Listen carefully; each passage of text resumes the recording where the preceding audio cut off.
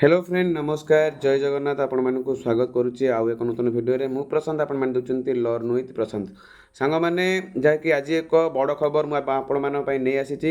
जहाँकि सुभद्रा योजनार थर्ड किस्ती आपण मानक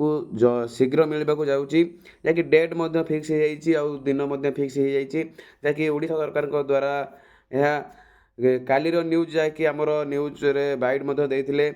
ओडिशा सरकार जहाँकि आगक आमर थर्ड किस्तिर सुभद्रा योजना जहाँकि लोक मानक मिल जहाँकि से बिल बाड़ी जेकोसी चाष उपयोग करेंगे। चलो सांग मैंने जी विषय में आज संपूर्ण डिटेल्स कहि आउ सांग मैंने आपण मैंने जब आम चैनल नूतन सदस्य होती आम चैनल को सब्सक्राइब करने को आदौ भूलें ना आउ बेल आइकन को प्रेस करने को आदौ भूलें ना जहाँकि आपण मैंने सर्वप्रथम आम चैनल को आपण मैंने पाइपर आउ जहाँकि आपण मैंने ये पाइपर। चलो सांग मैंने जीवा देखा आपण मैंने को मु संपूर्ण डिटेल्स कहि सुभद्रा योजना बाबद में आ चलो सांग मैंने जीवा आ सांग मैंने देखिपे मुझे सर्च लिखी सुभद्रा योजना सिंपल जाकि आम सर्च करने सर्च कलापर आपंकर सुभद्रा योजनार गाइडलाइन टोटाल शो कर वेबसाइट आम पलि आसवा आउ देखिपे जहाँकि विगत मास गुड़िक सुभद्रा योजना को दुईटी किस्ती मध्यम आपण मानक पाई जाइछंती जहाँकि आपण मैंने पुणी तृतीय किस्ती आपण मैंने पाइबाकू जाउछंती। सिंपल भाव में आम जीवा गवर्नमेंट स्कीम उपर को देखिपे सुभद्रा योजना जहाँकि बड़ घोषणा कर सरकार जहाँकि आपण मैंने जानिक बहुत खुशी हे जहाँकि आपण मैंने सेकेंड किस्ती पाई सारी तापर थर्ड किस्ती आपण मैंने पाइबे। सांग मैंने कही रखे जदि आपण मैंने जो मैंने अप्लाई करना कि अप्लाई करते कटि जाइए सुजोग आसूची जहाँकि ओडिशा सरकार जहाँकि कहते काली जो न्यूज रे बाइट देते आमर उपमंत्री जहाँकि से कहते कि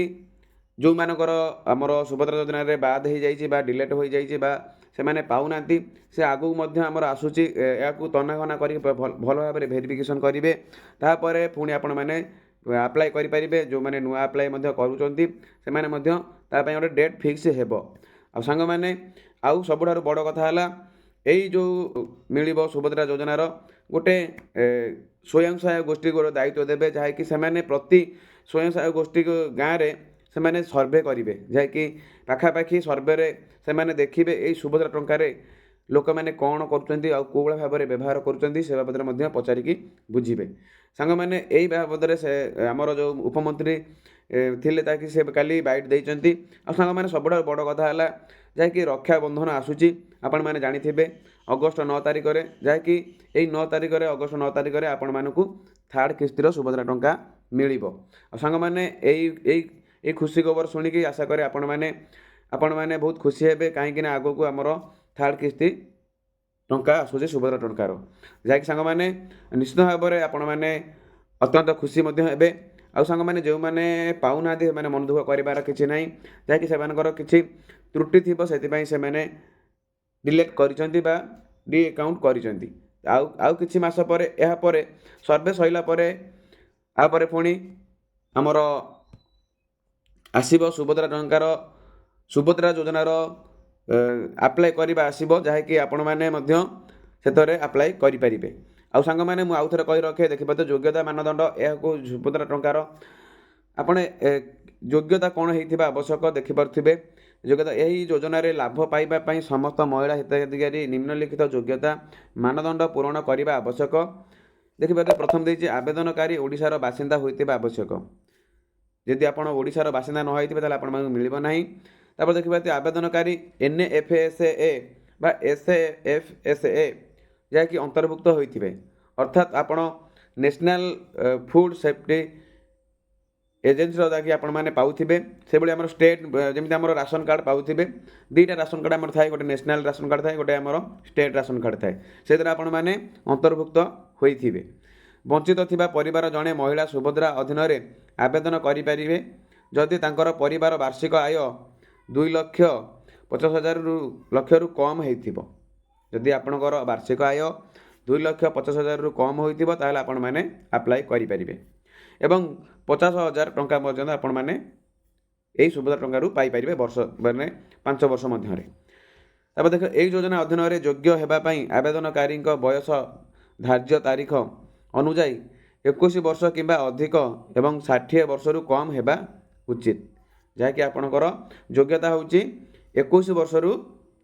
ଅଧିକା ହେଇଥିବ ଆଉ 60 ବର୍ଷରୁ କମ୍ ହେଇଥିବ। ଆଧାର କାର୍ଡ଼ରେ ଲିପିବଦ୍ଧ ହୋଇଥିବା ଜନ୍ମ ତାରିଖକୁ ତାଙ୍କ ବୟସର ଗଣନା ପାଇଁ ଗ୍ରହଣ କରାଯିବ।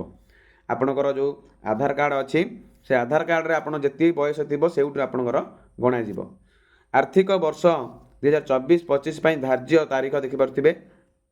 ଏଇଟା ତ ପଛ ତାରିଖ ଦେଲା 1/7/2024 ତାରିଖ ସୁଦ୍ଧା ମହିଳା ବୟସ ଏତିକି ହୋଇଥିବ, ମାନେ 21 ବର୍ଷ କିମ୍ବା ତାଠାରୁ ଅଧିକ ହୋଇଥିବା ଦରକାର ଆଉ 60 ବର୍ଷରୁ କମ୍ ହେବା ଆବଶ୍ୟକ। ଆଉ ଦେଖିପାରୁଥିବେ ତେଣୁ ଆବେଦନକାରୀ ଜନ୍ମ ତାରିଖ ଏଠି ଦେଇଦେଇଛି ଆପଣଙ୍କୁ 21 ବର୍ଷ କେତେ ପର୍ଯ୍ୟନ୍ତ ହେବ ବୋଲି।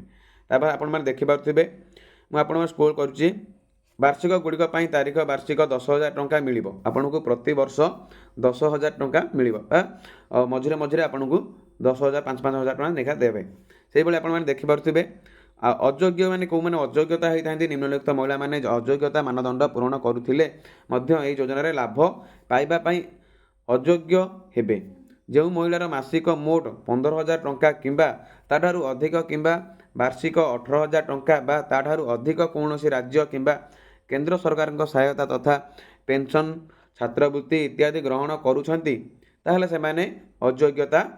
ସାବ୍ୟସ୍ତ ହେବେ। ଆଉ ସାଙ୍ଗମାନେ ଦେଖିପାରୁଥିବେ ଜଣେ ମହିଳା ନିଜ କିମ୍ବା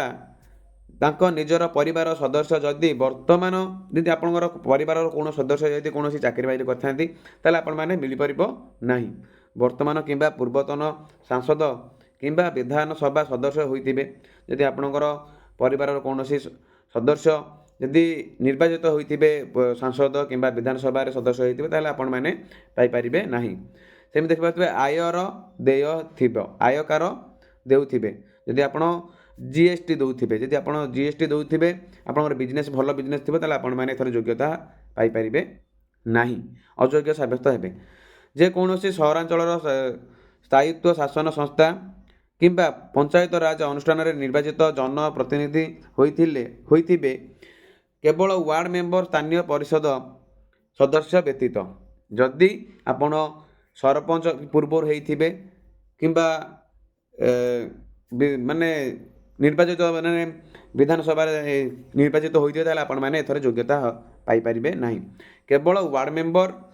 ସ୍ଥାୟୀ ପରିଷଦ ଏଇମାନେ ହିଁ ଆପଣମାନଙ୍କର ନିର୍ବାଚିତ ହୋଇଥିଲେ ମଧ୍ୟ ସେମାନେ ଅନ୍ତର୍ଭୁକ୍ତ ହୋଇପାରିବେ। ଭାରତ ସରକାର କିମ୍ବା ରାଜ୍ୟ ସରକାରଙ୍କର ଅଧୀନରେ ଥିବା କୌଣସି ଅଣ୍ଡରଟେକିଂ ବୋର୍ଡ଼, ସ୍ଥାନୀୟ ସଂସ୍ଥା ବା ସଂଗଠନ ନିୟମ ସ୍ଥାୟୀ ଚୁକ୍ତିଭିତ୍ତିକ କର୍ମଚାରୀ ଭାବରେ ନିଯୁକ୍ତ କିମ୍ବା ଅବସର ପ୍ରାପ୍ତ ପେନ୍ସନ୍ ଗ୍ରହଣ କରୁଥିଲେ, ଯଦି ଏହି ଯୋଜନାରେ ଅନ୍ୟ ସମସ୍ତ ମାନଦଣ୍ଡ ପୂରଣ କରୁଥିଲେ ତେବେ ପାରିଶ୍ରମିକ ଗ୍ରହଣ କରୁଥିବା ସମସ୍ତ କର୍ମଚାରୀ ଏବଂ ଆଉଟସୋର୍ସ ଏଜେନ୍ସି ମାଧ୍ୟମରେ ନିୟୋଜିତ ସମସ୍ତ କର୍ମଚାରୀ ଏବଂ ଯୋଜନାର ଅଧୀନରେ ଯୋଗ୍ୟ ବିବେଚିତ ହେବେ। ତାପରେ ଦେଖିପାରୁଥିବେ ଆପଣଙ୍କର ବିଭିନ୍ନ ପ୍ରକାର ଗାଇଡ଼ଲାଇନ୍ ଦେଇଛି। ଯଦି ଆପଣଙ୍କର ଟ୍ରାକ୍ଟର ଥାଏ, ମିନି ଟ୍ରକ୍ ଥାଏ, ଛୋଟ ବାଣିଜ୍ୟ ଯାନ ଥାଏ ତାହେଲେ ଆପଣମାନେ, ଯଦି 4 ଚକିଆ ମୋଟର ଗାଡ଼ି ଥାଏ ତାହେଲେ ଆପଣମାନେ ଏଥରେ ଅଯୋଗ୍ୟ ଭାବେ ବିବେଚିତ ହେବେ। ଆଉ ଆପଣଙ୍କର ପରିମାଣ ଯଦି 5 ଏକରରୁ ଅଧିକ କିମ୍ବା 10 ଏକରରୁ ଅଧିକ ହୋଇଥାଏ ତାହେଲେ ଆପଣମାନେ ମଧ୍ୟ ଏଥରେ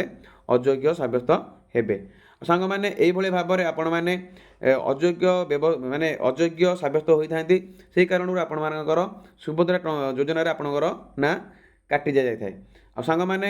ଯାହାକି ଆମର ସବୁଠାରୁ ବଡ଼ କଥା ହେଲା ଥାର୍ଡ଼ କିସ୍ତି ଆସିଯାଉଛି। ଆଉ ଆପଣମାନେ ଏଇ ଥାର୍ଡ଼ କିସ୍ତିକୁ ନେଇ କେତେ ଖୁସି ଅଛନ୍ତି ନିଶ୍ଚିତ ଭାବରେ ଆମ କମେଣ୍ଟ ବକ୍ସରେ କମେଣ୍ଟ କରିବେ। ଆଉ ସାଙ୍ଗମାନେ ଏଇଭଳି ଇଣ୍ଟରେଷ୍ଟପୂର୍ଣ୍ଣ ଭିଡ଼ିଓ ପାଇବା ପାଇଁ ହେଲେ ଆମ ଚ୍ୟାନେଲକୁ ସବସ୍କ୍ରାଇବ୍ କରନ୍ତୁ, ଯାହାକି ଆପଣମାନେ